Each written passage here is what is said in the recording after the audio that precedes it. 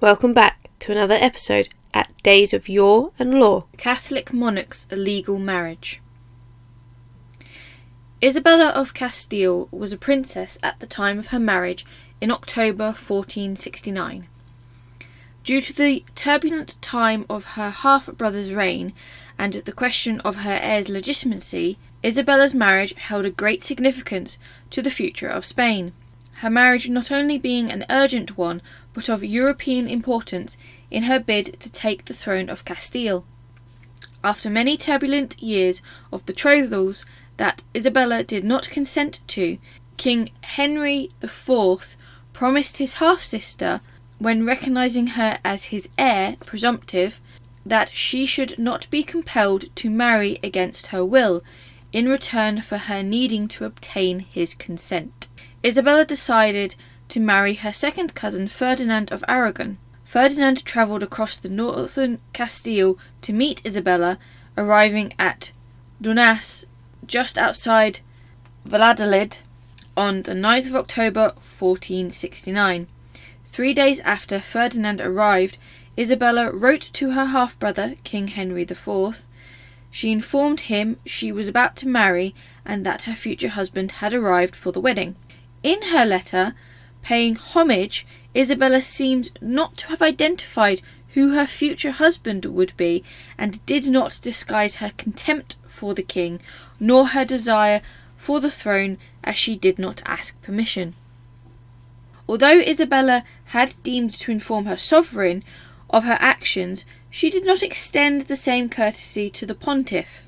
Due to the family relation between Ferdinand and Isabella, the Catholic Church dictated that they would need a papal dispensation. Isabella and Ferdinand are related through them sharing a great-grandfather of Juan I of Castile, who was king in 1358 to 1390. A papal dispensation from the impediment of affinity would validate their marriage. However, they evidently decided they did not have the time to appeal to Rome. Even though they did not spare the time for Rome, they still contrived to produce a papal dispensation. A document was read out at their wedding, but it wasn't a legal dispensation. It was instead a forgery, and not a very good one. The document seemed to have been drawn up by Juan Arias, Bishop of Segovia, and not the Pope.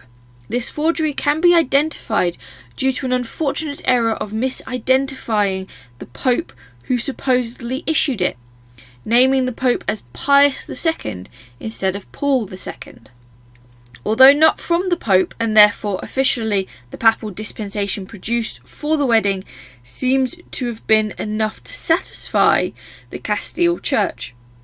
For no less than Alfonso Cariola de Acuna, Archbishop of Toledo and Primate of the Church in Spain, both validated it and stood approvingly next to the papal nuncio as it was being read out. Whilst Ferdinand and Isabella would not be the first to rush down the aisle, there were not many who had both the nerve and ability to involve both a primate of Spain and a papal nuncio into forging a papal dispensation, enabling them to do so.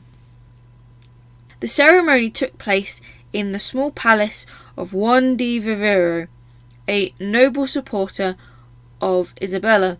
There, in the evening of October the 18th, Ferdinand swore to observe all of Castile's laws and privileges before they took their vows of marriage in front of witnesses.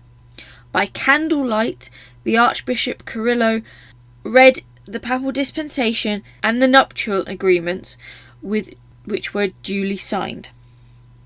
The ceremonies took place the following day in the church of Santa Maria la Mayor. This ceremony was not conducted by the Primate of Spain, but instead by a humble priest. It is believed that the Archbishop Carrillo did not perform the ceremony to protect himself against any disciplinary actions from the king or the Pope.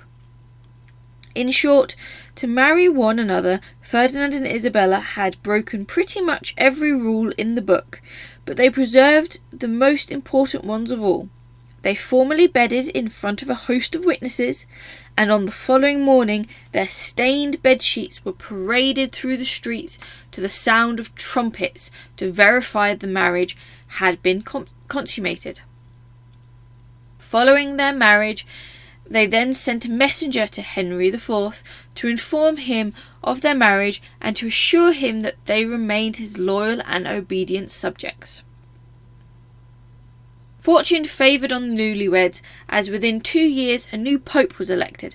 The newly elected Sixtus IV knew he needed Spanish support in Italy. Calculating that Isabella would be more likely to provide this than Henry IV, he promptly issued a bull. This bull would recognise the validity of the marriage even though it had taken place without a legitimate papal dispensation.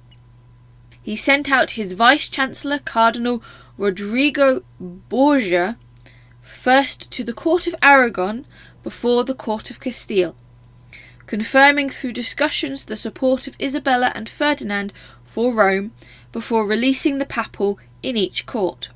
When he returned back to Rome in September 1473, he confirmed the future Catholic monarch's support to Sixtus IV.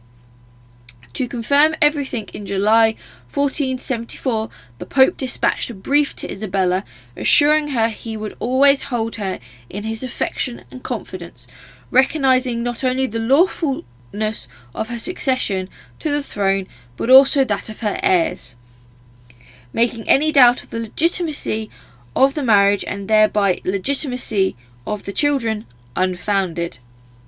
Although the union of the Catholic monarchs was very questionable in origins, with the help of the highest from the Catholic Church, Isabella had a straight shot to the throne of Castile and a seat of power. This was only the beginning for the couple who would go on to be known in history as the Catholic monarchs. To support our channel, please do not forget to like, subscribe and click that notification button, and we'll see you all in the next one.